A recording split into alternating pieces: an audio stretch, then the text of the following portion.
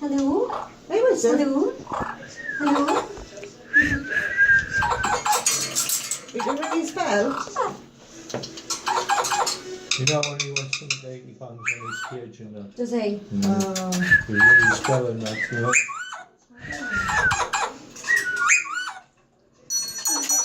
If you want him, he's kishy in the end. He'll come and live in your lips, doesn't he? You know?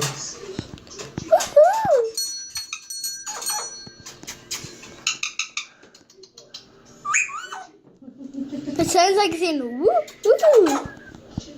He does. He was so small than anything else.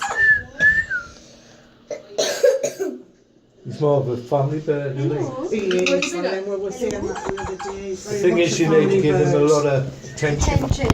Like, we haven't had the time really. We were spending See, I'm in the working house all day now with the little one. They've got a 6-month baby. I know, that's what your husband was saying. So I'm in all So we day. just leave the cage open for him and he He just stands doesn't on the go on the top. floor. He doesn't even, they live in the very much at all. So there's no figure there. He's But, flowing through the window.